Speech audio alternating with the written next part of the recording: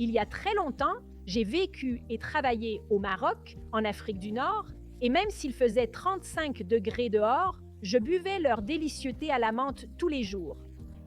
Le thé à la menthe marocain est tellement délicieux et ce qui est intéressant, c'est que même si la boisson est chaude, la menthe a une nature rafraîchissante. Donc, ça me rafraîchissait de l'intérieur. J'y repense encore parce que c'est un petit aperçu parfait de ce qu'est vraiment le thé selon la médecine chinoise. Chaque thé, chaque feuille, chaque mélange a sa propre nature, sa propre saveur, son propre rôle et sa propre fonction dans le corps. C'est de ça qu'on va parler aujourd'hui.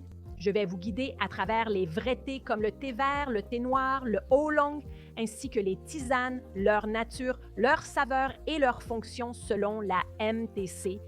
Alors prenez votre tasse de thé préférée. C'est parti!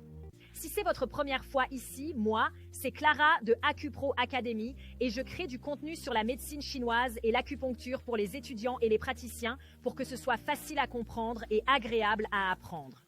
Je sais que vous savez qu'il y a les tisanes et les vrais thés, ceux qui contiennent de la caféine. Mais saviez-vous que tous les vrais thés viennent exactement de la même plante, le Camellia sinensis, que ce soit du thé vert, blanc, noir, du oolong ou du matcha? C'est la même plante.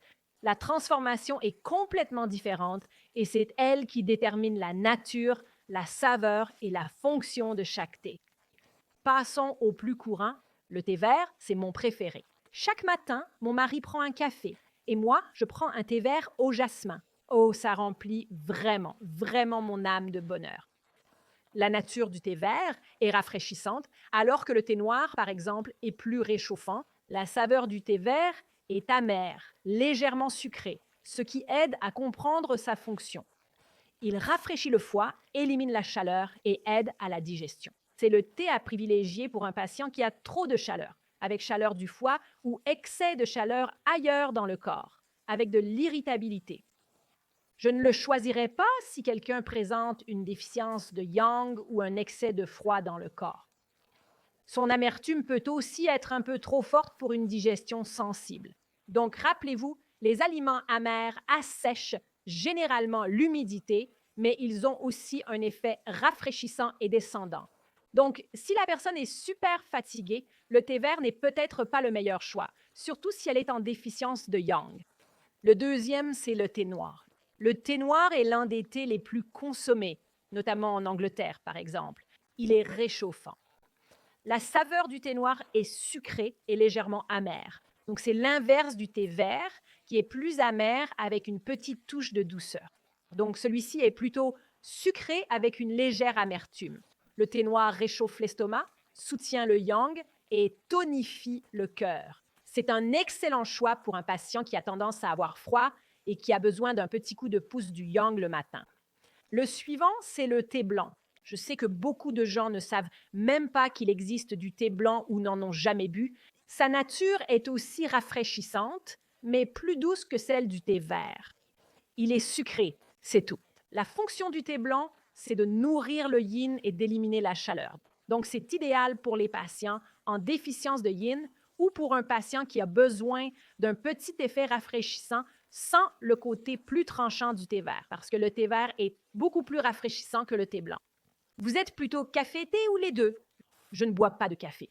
J'adore mon thé. Le suivant, c'est le oolong. Le oolong est plutôt neutre, un peu légèrement réchauffant, mais pas autant que le thé noir. Il est amer et sucré à parts égales. Rappelez-vous, le thé noir est davantage sucré avec un peu d'amertume, alors que le oolong est équilibré entre l'amer et le sucré.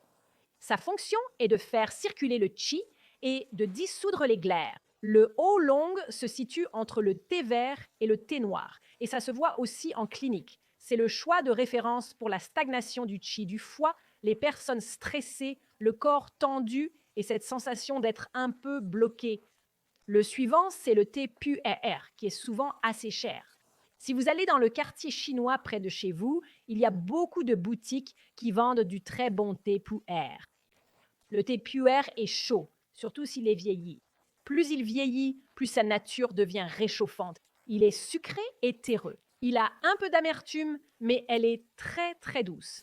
Il tonifie la rate, donc il est excellent pour la digestion, résout l'humidité et aide à calmer et clarifier l'esprit pour une meilleure concentration. Il est fermenté. Et c'est cette fermentation qui lui donne sa qualité profonde et terreuse, ainsi que sa fonction d'assécher l'humidité. Il est excellent pour les patients qui se sentent embrouillés, lourds, surtout après avoir mangé, et qui ont beaucoup d'envies alimentaires. Je ne sais pas si vous vous en souvenez, mais dans les années 1990, les tomates séchées au soleil étaient très populaires. C'était très à la mode. Tout le monde en mettait partout. Ensuite, il y a eu le chou kale. Le chou calé est arrivé et tout le monde en mettait partout. Eh bien, ces dernières années, le matcha est vraiment devenu la boisson à la mode pour beaucoup de gens. Ils le boivent froid, avec des glaçons. Ils le boivent chaud, mais le matcha est partout, dans tous les cafés. Donc, le matcha est rafraîchissant et il est concentré, donc il est aussi à la fois amer et légèrement sucré, un peu comme le thé vert. Il élimine aussi la chaleur, apaise le foie et aiguise la concentration. En gros, c'est du thé vert dans sa forme la plus concentrée. Donc, tout ce que fait le thé vert, le matcha le fait encore mieux, plus fort, plus intensément. C'est formidable pour la clarté mentale, mais si le patient présente une déficience de yang avec beaucoup de froid, on ne devrait probablement pas lui donner de matcha ni lui en recommander. Et si le patient boit un matcha glacé, ça va encore aggraver les choses. Donc, si on récapitule, le matcha est probablement le plus rafraîchissant et le plus puissant. Le thé vert vient juste après. Ensuite, le thé blanc se situe entre le thé noir et le thé vert. Puis, on a le thé noir qui est réchauffant. Le oolong est légèrement réchauffant. Et le pu'er, c'est celui qui est fermenté, très terreux et qui élimine l'humidité. Un autre qu'on ne mentionne pas toujours, mais que beaucoup de gens boivent, c'est le genmaicha. Le genmaicha est doux et sa fonction, encore une fois, est de renforcer la rate et l'estomac et d'harmoniser le qi du foyer médian. C'est un mélange de thé vert et de riz grillé. C'est très courant au Japon et le riz contrebalance essentiellement la nature rafraîchissante du thé vert. Voilà ce qu'est le genmaicha. C'est un bon compromis pour quelqu'un qui veut boire du thé vert mais qui a une digestion sensible ou une rate faible parce qu'il est plus neutre et moins rafraîchissant. Parlons un instant de la caféine parce que les patients posent la question tout le temps et c'est utile de le savoir de mémoire. Tous les vrais thés contiennent de la caféine parce qu'ils viennent de la même plante. Ce qui fait varier la quantité de caféine, c'est la transformation, la manière dont la feuille est manipulée et cueillie, pas la couleur du liquide comme les gens l'imaginent. Ils se disent « Oh, si c'est plus foncé, alors il y a plus de caféine ». En réalité, c'est le matcha qui contient le plus de caféine de tous, parce qu'on boit la feuille entière réduite en poudre, pas seulement une infusion. Le thé noir vient juste après le matcha. Ensuite, le oolong se situe au milieu. Le thé vert est celui qui contient le moins de caféine et le thé blanc en a à peu près juste un peu.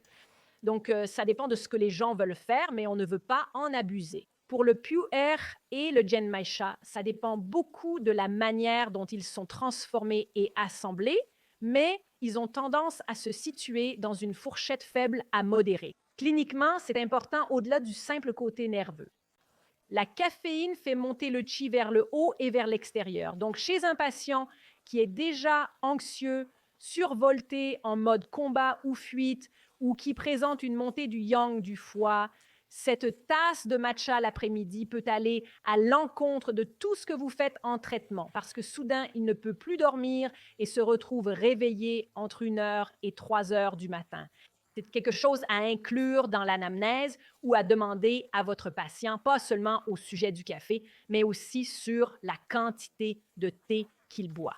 Parce que si la personne boit beaucoup de matcha, elle se dit « Oh, je fais quelque chose de vraiment sain », alors que ça peut ne pas être compatible avec votre traitement si elle a déjà, par exemple, une forte montée du yang du foie. Maintenant, on va passer aux tisanes les plus courantes. Aucune note caféine parce qu'elles ne viennent pas du tout du théier. C'est une bonne option à proposer à un patient qui doit réduire sans renoncer au rituel d'une boisson chaude et réconfortante. Vous vous êtes déjà inscrit à ma newsletter hebdomadaire. Elle est entièrement gratuite et j'y partage du contenu exclusif que je ne partage nulle part ailleurs. Les gens me disent maintenant qu'ils attendent avec impatience chaque semaine ce que je vais partager, notamment des études de cas, des points de différenciation et bien plus encore. Le lien est juste en dessous. Les tisanes forment une catégorie complètement différente parce qu'elles ne viennent pas du théier. Ce sont des herbes, des racines, des fleurs ou des épices qu'on fait infuser dans l'eau. Pas de caféine et souvent une action bien plus ciblée et spécifique que les vrais thés. Commençons par mon préféré, le gingembre. En hiver, j'adore les tisanes citron-gingembre ou curcuma-gingembre. Ça me fait un bien fou. Évidemment, le gingembre est réchauffant. Sa saveur est piquante.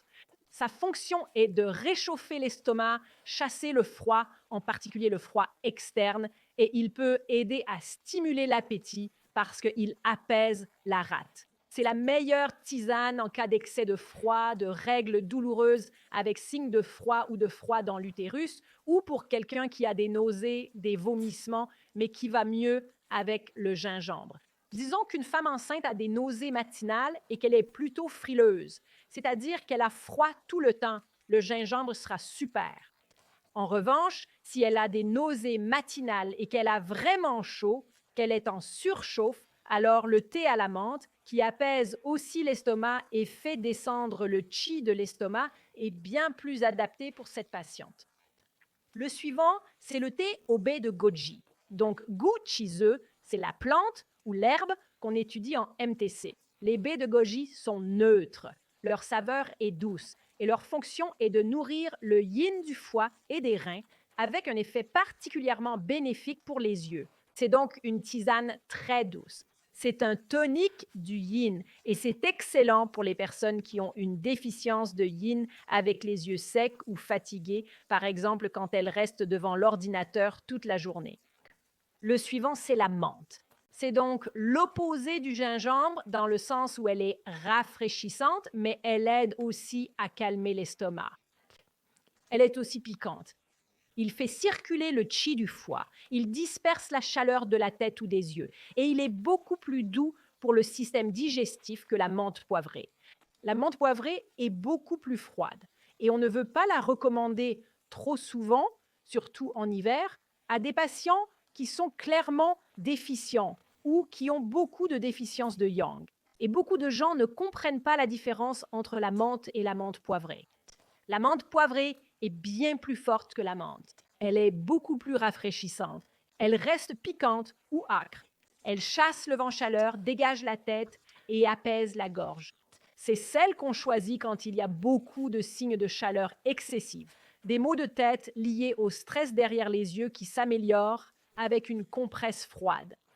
Mais je n'abuserai pas de la menthe poivrée simplement parce qu'elle est bien plus froide que la menthe. Une que j'adore, c'est le chrysanthème. La tisane de fleurs de chrysanthème est légèrement rafraîchissante. Elle est très douce avec un petit peu d'amertume et sa fonction est aussi de rafraîchir le foie, de faire baisser l'hypertension et de calmer la montée du yang du foie. Donc, c'est excellent pour apaiser cette irritabilité ou tout ce qui monte aux yeux comme une infection oculaire. On peut aussi utiliser le thé au chrysanthème en externe, en compresse sur l'œil, quand il y a une infection oculaire. On voit souvent des patients avec une déficience de yin et une montée du yang du foie. C'est là qu'on peut prendre une tisane de baie de goji pour la déficience de yin et du chrysanthème, pour la montée du yang du foie, surtout quand ça affecte les yeux. Une autre tisane courante, c'est le rooibos. Le rooibos, qu'on trouve couramment en Afrique, est légèrement réchauffant, il est doux et il est très délicat pour le système digestif. C'est super facile à boire tous les jours. Ce n'est pas une herbe chinoise classique ni un élément de la pharmacopée chinoise, mais j'en parle parce qu'il est naturellement sans caféine, très doux et j'adore sa saveur sucrée avec des notes de noisette. Donc, c'est une bonne option pour un patient avec une rate sensible ou faible qui doit réduire la caféine, mais qui veut quand même sa tasse de thé. La racine de réglisse, qu'on appelle d'azao, est neutre et douce. Donc, elle n'est ni chaude ni fraîche, ce qui est génial parce qu'on peut la mettre un peu partout.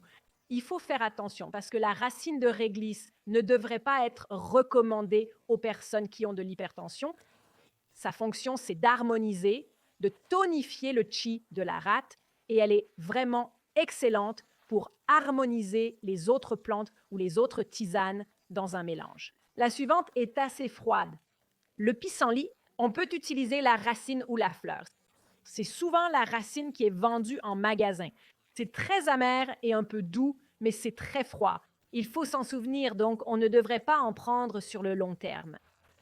Il élimine la chaleur, draine l'humidité et soutient le foie et la vésicule biliaire. C'est très détoxifiant. Donc, c'est celui à choisir si le patient a du feu du foie ou un excès de chaleur-humidité qui affecte le foie ou la vésicule biliaire. Mais on veut l'éviter chez quelqu'un qui a une déficience de yang avec excès de froid interne parce qu'il est très fort, très froid.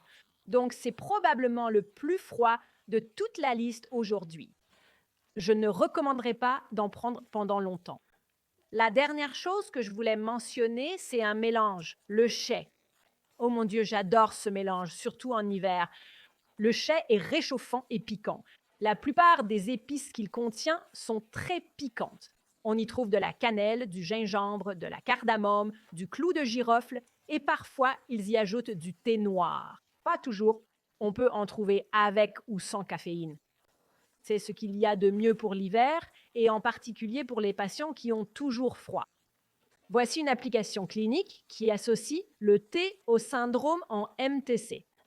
Rate froide et humide, fatigue, sel molle, sensibilité au froid, gingembre, chai ou rooibos. Stagnation du chi du foie, stress, oppression thoracique, irritabilité, oolong ou menthe. Syndrome de chaleur, visage rouge, soif, irritabilité, sel collante, thé vert, thé blanc, chrysanthème ou menthe poivrée.